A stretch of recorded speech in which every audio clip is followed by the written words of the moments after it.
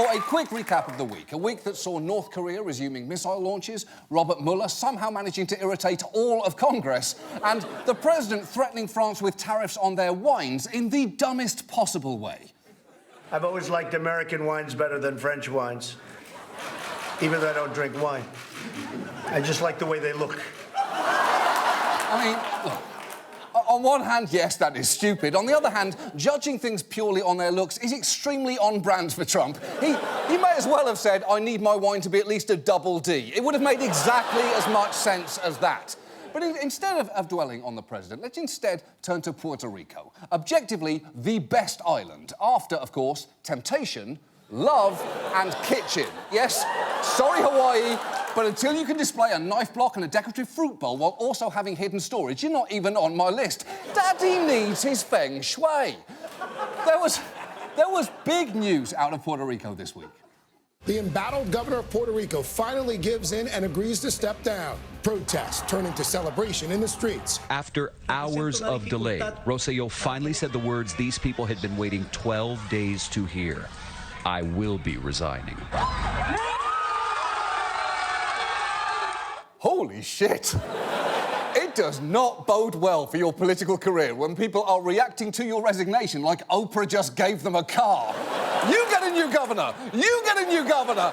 Everybody gets a new governor! Look, it is hard to overstate just how historic a moment this was. Puerto Rico has endured decades of systemic corruption, a massive debt crisis, crippling austerity measures, an inadequate response to Hurricane Maria, and most recently, a high-profile probe that saw 2 former top government officials arrested earlier this month. But the last straw was this. Governor Ricardo Rosselló has been under fire since nearly 900 pages of a private group chat were leaked and published by the Center for Investigative Journalism in Puerto Rico. The reported messages between Rosselló and several close aides include personal attacks on rival politicians, sexist comments, and anti-gay slurs.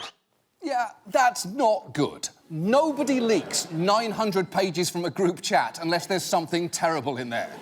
Because otherwise, all group chats are the same. There's the girl who writes in full paragraphs, the guy who only says K, and inevitably, the one person apologising because they thought that this was the group chat that Danielle wasn't in. But it turns out it's the group chat that Danielle was in, and now she knows McKenna thinks that she's basic. I mean, Danielle is basic, but that's not really the point, is it?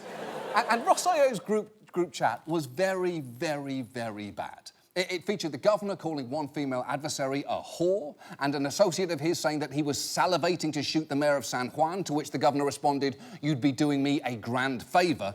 But perhaps the most devastating text was a joke about the dead bodies accumulating during and after Hurricane Maria at an understaffed morgue. So it's frankly understandable that people wanted him gone. But I don't think anyone said it better than this protester.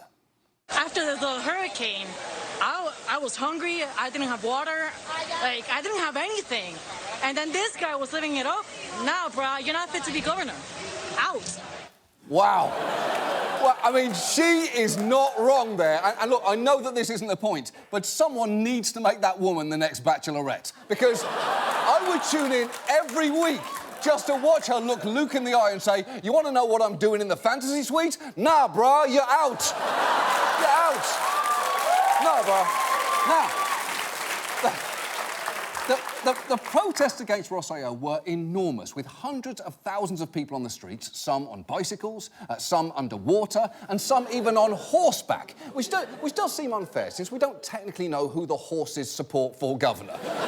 Sure, you assume you know what side horses are on, but then you meet one at a party with a MAGA hat and you realise, whoa, maybe I don't know them as well as I thought I did. And then the horse stops because he said, whoa, and you have to say, no, I didn't mean that kind of whoa, but you're obviously still judging him for the hat. And yet, incredibly, Rosselló refused to step down for over a week, even trying to stand his ground during this testy interview with Fox News' Shep Smith.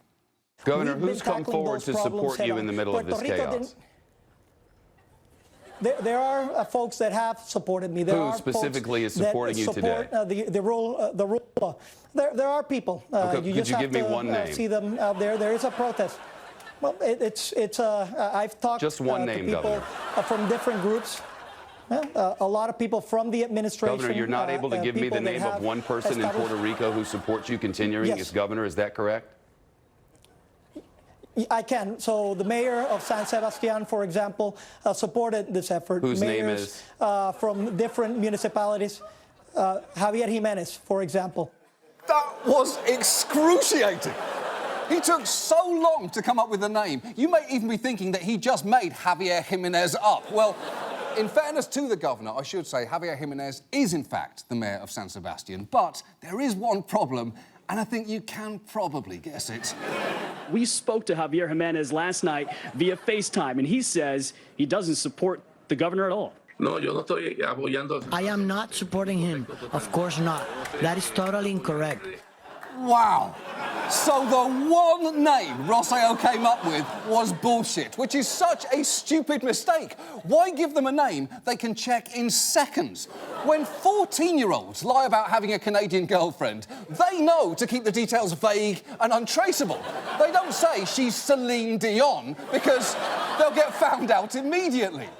But finally, on Wednesday, Governor Rosselló did announce that he'd leave office next week, but it's still not clear what happens next. The next in line was his Secretary of State, but he was also in the group chat and has already resigned. The person in line after that is his Secretary of Justice, who protesters think is too close to Rosselló and just today announced that she doesn't want the job. So Puerto Rico's future is unclear, although I will say this, people there seem incredibly optimistic. In fact, Rosselló may have been a terrible governor, but he may have inadvertently accomplished something here.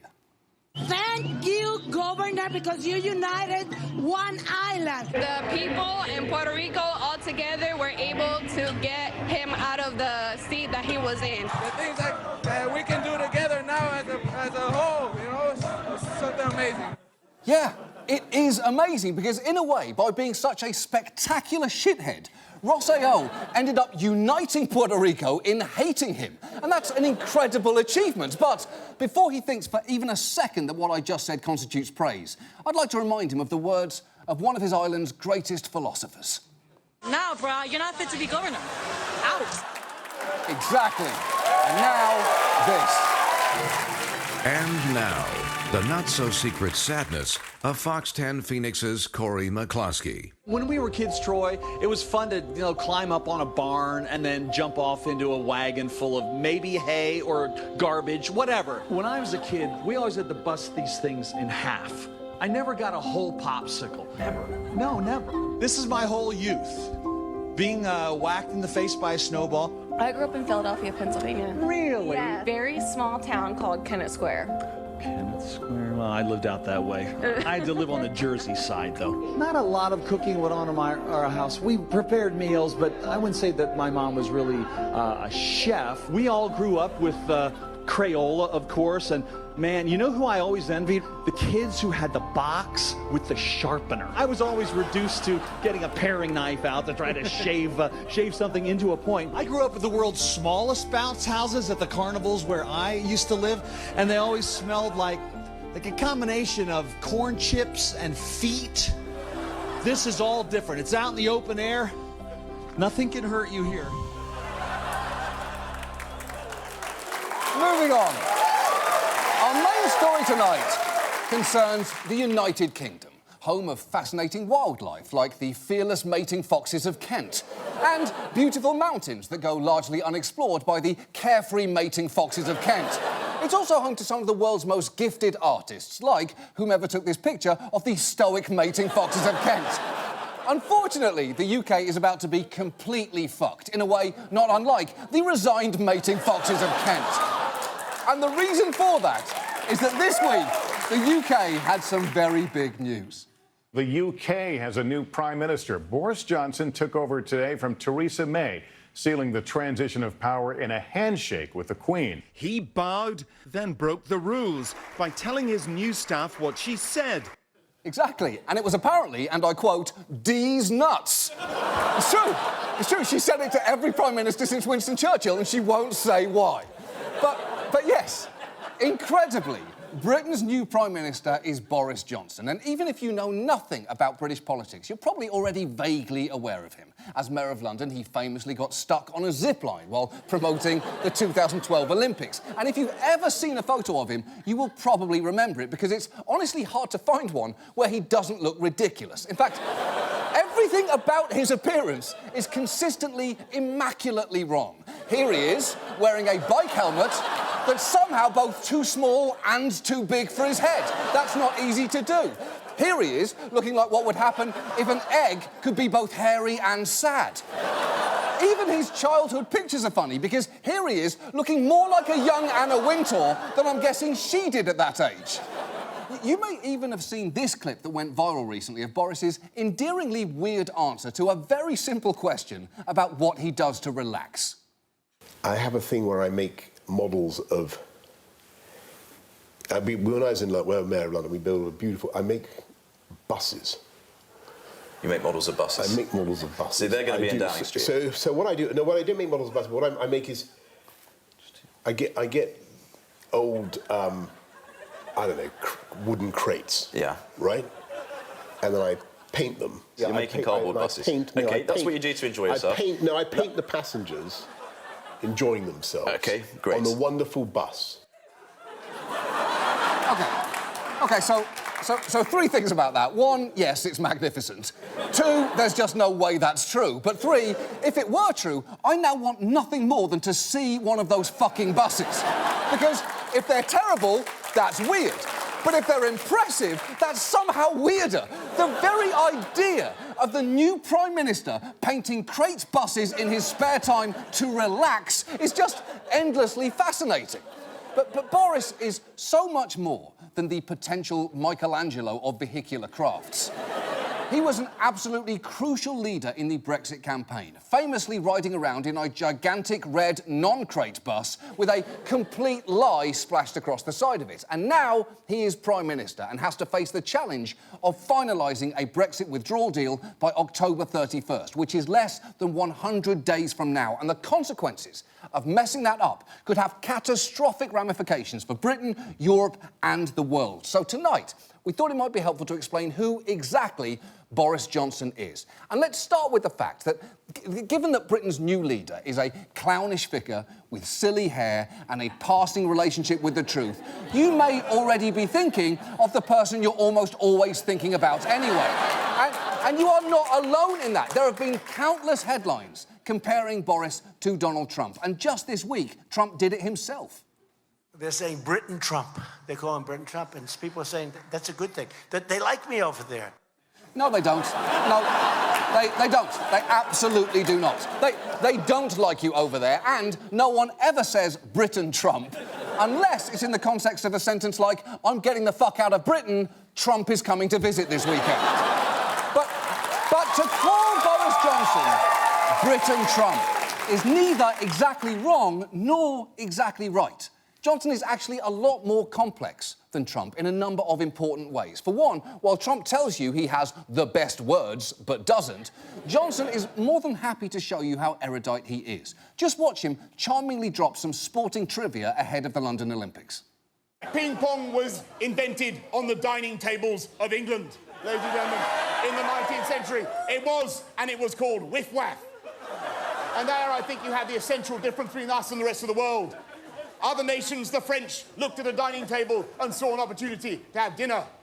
We looked at a dining table and saw an opportunity to play whiff-waff. Look, yes, I will admit that is objectively funny, although I'm not sure that whiff-waff anecdote reflects quite as well on the British as he's implying there. The French looked at the dining table as a canvas upon which to create exceptional cuisine, and the British saw a way to basically invent mouse tennis. And look, Johnson is more than happy to look ridiculous. It's enabled him to not just survive when he fucks up, but actually benefit. That absurd zipline photo from the Olympics would have killed most politicians' careers. But Boris found a way to laugh at himself and charm everyone. Just watch how it got covered on the news at the time. Isn't that fantastic? This is a man who some are tipping as a future Prime Minister. Look, I think if anyone has won the Olympics, I would say it's Boris Johnson. Hold on there. If anyone won the Olympics? To be clear, people definitely won the Olympics. Specifically, the winners. The winners won the Olympics. And in a nutshell, that has been the root of Boris's appeal. A lovable mess, weathering adversity with humour and good cheer. But the truth is, there may be a great deal more calculation behind that image than first appears. Because Boris learned at an early age the benefit of making yourself the butt of the joke, as his own sister remembers. He discovered he could make people laugh when he was in a French play and he had to recite Molière and he hadn't bothered to learn his lines and he hid behind a pillar reading them out, which was obviously much funnier than if he'd learnt them perfectly and had stood on the stage and declaimed them. Yeah, obviously. It's always funnier when things go wrong, like in this photo of Johnson shaking hands with the Queen. Oh, no! Oh, what an embarrassing mistake. See? Objectively funnier. And by the way, how are neither of you into this? Boris actually learned a great deal from that incident, as he himself will admit. Do you think that you learnt something for later life from acting in plays at Eton, that you could actually get more laughs by looking as if you don't know your lines than actually remembering them? Well, I certainly think that as a general tactic in life, if that's what you're driving at, it is often useful to give the slight impression that you are deliberately pretending not to know what is going on, because the reality may be that you don't know what is going on, but people won't be able to tell the difference. And that, right there, is the key to Boris Johnson, presenting his own lack of preparation so charmingly that you actually doubt he's unprepared, but he is. It's an incredibly powerful trick, and incidentally, it's clips like that that are one major reason why Boris is not the Britain Trump. Because can you imagine Trump having that level of self-reflection? Look, with Covfefe, the tactic was to present myself as a kind of subliterate clown, to distract you from the fact that I'm a mound of skin tautly stretched across the howling chasm of the space where a soul should be. It's a very useful tool when deployed well. The point here is, though, Johnson's bumbling persona is a carefully calibrated act. Take his hair. Multiple people have said he actually messes it up on purpose. A BBC producer tweeted that he'd always ruffle it right before the camera started rolling, which kind of makes sense, doesn't it? He's been on TV hundreds of times, and he always looks like a mess. What were the chances that before every one of those appearances, he combed, gelled, and carefully parted his hair, only to then be hit in the face by a goose right as they started filming? No, he looks like that because he wants to. Or take his clothing. He's often seen outside in eccentric, chaotic outfits. But he knows how to dress. He just also knows that that is a more relatable image than this one from when he was in the notoriously elite Bullingdon Club at Oxford University with his friend David Cameron. Now, that photo was a huge liability for Cameron, but not for Johnson, because he's cleverly inoculated himself against that image of astonishing privilege by presenting himself as a cartoon Englishman who dresses like a raccoon who just emerged from David Foster Wallace's trash. And once you realise what he is doing, it makes you question everything that you previously found charming about him. Remember that clip where he's talking about painting buses? Undeniably funny. But some in Britain have pointed out that it might have been an attempt to change the Google search results people receive when they look for something like Boris Johnson bus, meaning that people would see that delightful clip rather than this significantly less delightful bullshit. Now, was that actually his intention? It's impossible to know, but you can't rule it out either. And once you see the possibility that his gaffes are in fact calculated manipulations, you can't unsee it. It's like looking at the FedEx logo and finally noticing the arrow. Or looking at the Starbucks logo and finally noticing Robert De Niro's face. You can never look at it in quite the same way again. And beneath all of Boris's surface charm are some truly nasty elements. For one thing, he is a liar. As a young journalist, he was fired from his first job at the Times of London for completely making up a quote. In fact, his editor claimed Johnson was the single worst employee he's ever had and skipped many work days to hang out with his best friend, Jeffrey Epstein. which is terrible. It's not true, I just made that quote up. But now you can see just how irresponsible it is to fabricate them. And from there, Johnson failed upwards to a job at the Daily Telegraph, where he built a following on a series of flagrant falsehoods about the European Union as their Brussels correspondent. Falsehoods that would help lay the groundwork for the Brexit vote decades later. Johnson even admits that he had something called a save-get. It's a key command, like a copy-paste, of a phrase that he liked to use to paint a caricature of the EU. I had a sort of save-get, you don't know, you still have save-get keys, a save-get kind of intro, which was Britain stood alone last night as, and then I would fill in whatever it was, as Europe proceeded with plans to abolish the prawn cocktail flavour crisp or whatever. OK, so first, for those unfamiliar, prawn cocktail crisps are real. They shouldn't be, but they are. And to explain how it happened, it's what happens when a country looks at a dining table and forgoes food in favour of playing whiff-whack. But Johnson actually did write a series of columns claiming Europe was attempting to ban the prawn cocktail crisp, which was a complete lie. Europe was never planning to abolish them, and they immediately pointed that out. But Boris's allegation spread like wildfire and became a popular example of an out-of-control EU. And as recently as 2016, a full 25 years after his bullshit was completely debunked, Boris actually cited the Great War against the British prawn cocktail crisp as part of his case for Brexit. And by the way, if there ever is a Great War against the prawn cocktail crisp, there will be no winners, believe me, because I will say this, eating them... It's like eating a cremated mermaid, but in a bad way. And oh, that's bad. And look, it would be bad enough if Boris were just a liar, but he's also been more than willing to tap into outright bigotry to get ahead. He's made repeated references to some immigrants as people that want to leech off the state, and over the years he's made references to pickaninnies. He said the people of Congo had watermelon smiles. He's called gay men tank-topped bum boys, and just last year there was this. They look like letterboxes, Boris Johnson wrote on Monday. He even compared women who wear them to bank robbers. That is an appalling comment that leaves a truly disgusting taste in your mouth, much like the shrimp crisp dust that has very much voted to remain on my fucking tongue. And look, when reporters camped outside Johnson's house, he really turned the cartoon version of himself up to 11, ruffling up his hair, donning an absurd outfit and waddling out to charm them. And just watch how depressingly effective it winds up being. Would you apologise for your comment? Will you have a cup of tea? Will you apologise for your comment? Would you like a cup of tea? Yeah, sure. You want to have a cup of tea? Thank you. Do you regret... Would you like a cup of tea? Do you regret your comments? Do you regret your comments? Go on, have a cup of tea. Thank you very much. There you go. There you go. Do you regret your comments, sir?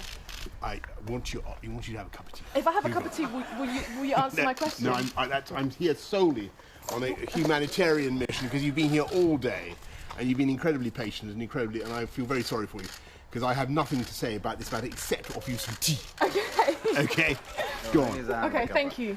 Thank you so much. Go on. No! Don't take the tea and do not thank him for it, because think about what just happened there. He referred to Muslim women as letterboxes, and in the space of 30 seconds, he had them laughing along with him. He was in trouble, he put on full Brit face, and those journalists fucking fell for it. And for the record, I can say Brit face. You can't. I can definitely say it. We can say it together, you can't say it at all. That's the rule. But unfortunately, Boris, the Prime Minister, may have just hit the limits of where that charm can take him, because, crucially, he now has less than 100 days to negotiate a Brexit deal, and his well-engineered, clumsy Brit persona does not necessarily travel well. We saw that during his time as Foreign Secretary. In 2017, he was in Myanmar, where, for some reason, he kept muttering Rudyard Kipling's colonialist poem Mandalay to himself. Little bells, they say. We've got one bell. Come you back, you English soldier. You remember that?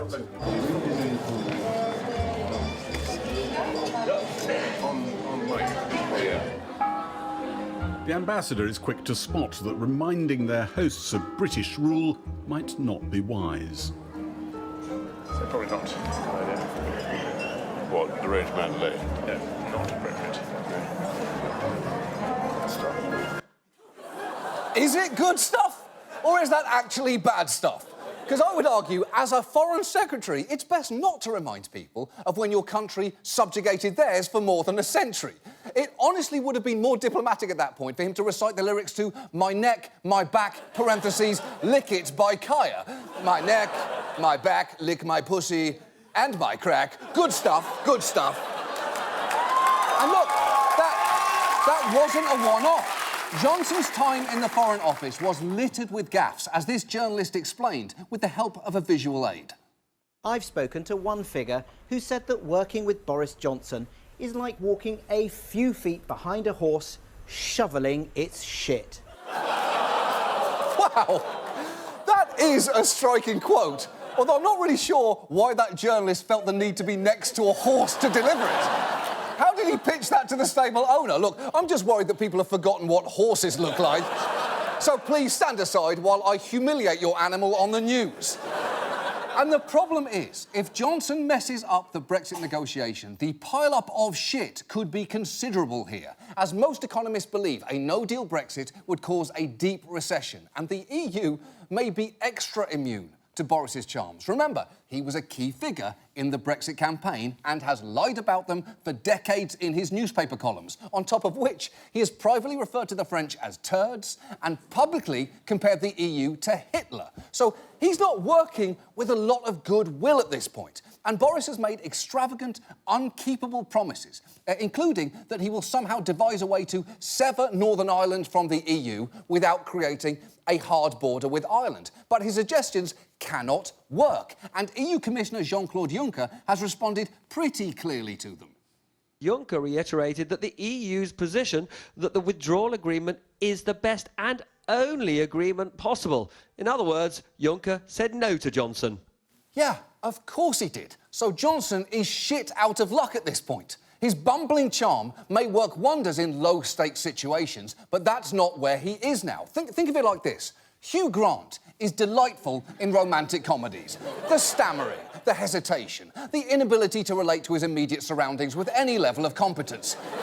You want to see Hugh Grant in 4 Weddings and a Funeral, but no one wants to see him in United 93, because the context would make his character a lot less charming. Sorry, I just, this is a really stupid question, particularly in view of your recent jihad, but I just wondered if by any chance, in the words of David Cassidy, when he was still with the Partridge Family, I believe, you might be persuaded to, should Allah will it, obviously, land this plane. Allahu, as I believe you say it, Akbar. Because... yeah, it's less good. It's less good in a situation that matters.